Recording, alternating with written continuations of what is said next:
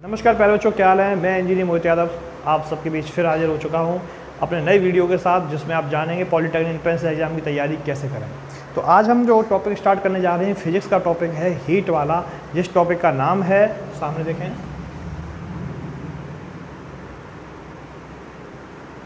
जिस टॉपिक का नाम है पदार्थ का अणुगति सिद्धांत। ये टॉपिक बहुत इंपॉर्टेंट है, इससे एक क्वेश्चन जरूर आएगा एग्जाम में। क्लियर? सारे बच्चों को दिख रहा है क्या? चलिए, बहुत अच्छी बात है, सामने देखेंगे। आज हम आपको बताएंगे कि पदार्थ में जो अणु होते हैं वो गति कैसे करते हैं, इस पर सिद्धांत क्या बना है, जैसे हम क्या कहते हैं, पदार्थ का अणुगति सिद्धांत। बहुत अच्छी तरीके से समझेंगे, सामने बिल्कुल सिंपल तरीके से समझाएंगे हम, जैसे क्लास में समझाते हैं वैसे ही आप लोगों को समझाएंगे। सारे बच्चे जुड़े रहिए हमारे साथ, वीडियो को देखते रहिए, आपको अच्छे से तैयारी करने का मौका मिला है, आप अच्छे से तैयारी करिए। कोई भी एक पदार्थ है बच्चों, समझिए बात को बहुत अच्छी तरीके से। कोई भी एक पदार्थ है, आपको पता है कोई भी पदार्थ जिसकी भौतिक अवस्थाएं 3 होती हैं, कौन कौन सी होती हैं जरा बताएंगे आप लोग। नंबर 1, नंबर 2 और नंबर 3। प्रत्येक पदार्थ की 3 भौतिक अवस्थाएं होती हैं। नंबर पहली होती है ठोस, नंबर दूसरी होती है द्रव और नंबर तीसरी होती है गैस। ये 3 भौतिक अवस्थाएं होती हैं। बात समझें बहुत अच्छी तरीके से, कौन कौन सी? ठोस, द्रव और गैस। और आपको पता है कि कोई भी जो पदार्थ होता है वो पदार्थ छोटे छोटे अणु से मिलकर बना होता है। किससे? छोटे छोटे अणुओं से मिलकर बना होता है। सपोज दैट कोई भी एक हमने पदार्थ ले लिया बच्चों, ये कोई हमारा मैटर है, कोई पदार्थ है हमारा, और इसमें क्या होगा, ये बहुत छोटे छोटे अणुओं से मिलकर बना होता है। क्लियर? दिखाई पड़ रहा है क्या सारे बच्चों को? कोई भी एक पदार्थ छोटे छोटे अणुओं से मिलकर बना है। इसे कैसे समझेंगे जरा, बहुत अच्छे समझेंगे। आपको पता है कि अगर ये अणु हैं तो ये जो गति करते हैं ये अनियमित गति करेंगे। कैसी? अनियमित। अनियमित मतलब कोई इधर जा रहा है, कोई इधर जा रहा है, कोई इधर जा रहा है, कोई इधर जा रहा है, कोई किधर भी जा सकता है, ठीक है ना। ये जो गति करते हैं, ये जो गति अनियमित गति होती है, इसी को ही हम क्या कहते हैं? आणविक। क्या कहते हैं? आणविक प्रक्षोभ। क्या कहते हैं? आणविक प्रक्षोभ। बहुत अच्छी तरीके से समझेंगे आप लोग कि कोई भी पदार्थ की जो अनियमित गति होती है उसके अंदर अणुओं की, इस गति को हम क्या कहते हैं? आणविक प्रक्षोभ। बात समझ में आ रही है? दूसरी अच्छी सी कंडीशन समझेंगे सामने कि प्रत्येक अणु, एक ये अणु, एक ये, एक ये, एक ये, एक ये, एक ये, एक ये, एक ये, इन दोनों के बीच की जो डिस्टेंस है, इन दोनों के बीच की क्या है? डिस्टेंस, यानी कि स्थान, यानी कि दूरी, इसे हम कहते हैं आणविक, अंतराणविक दूरी। क्या कहते हैं? अंतराणविक दूरी या अंतराणविक स्थान, एक ही बात है, ठीक है ना। बात समझ आई? अब 2 अणु होते हैं, इनके बीच में एक बल कार्य करता है, या आकर्षण बल या प्रतिकर्षण बल। ये जो बल होता है इसे हम क्या कहते हैं बच्चों? अंतराणविक बल। क्या कहते हैं? अंतराणविक बल। बात समझ में आ रही क्या? यानी कि प्रत्येक पदार्थ जो होता है उसकी 3 भौतिक अवस्थाएं होती हैं।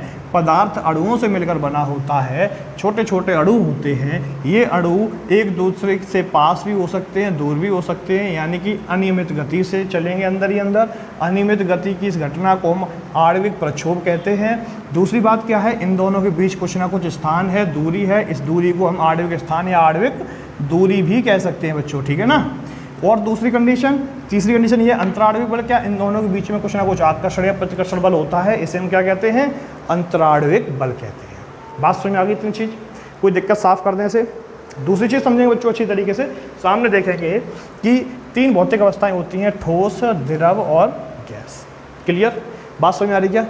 सामने देखेंगे, द्रव अवस्था देखते हैं इसकी। कौन सी?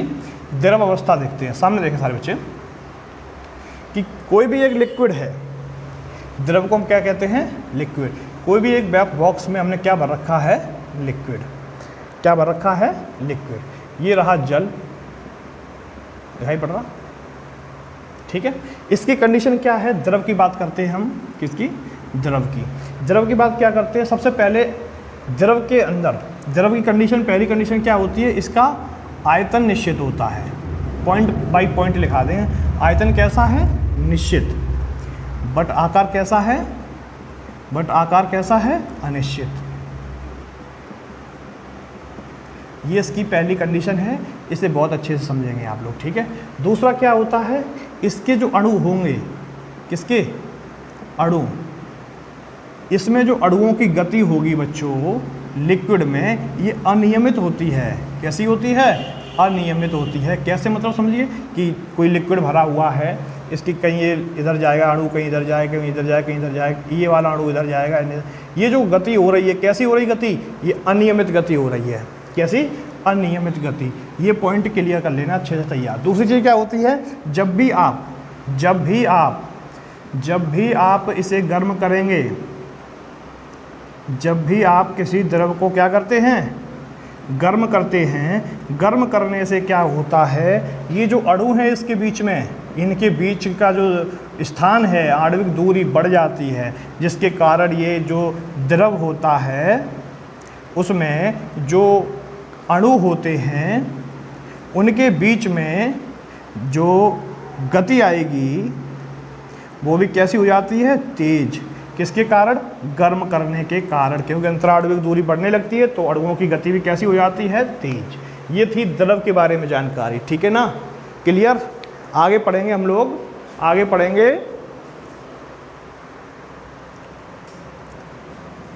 गैस के बारे में,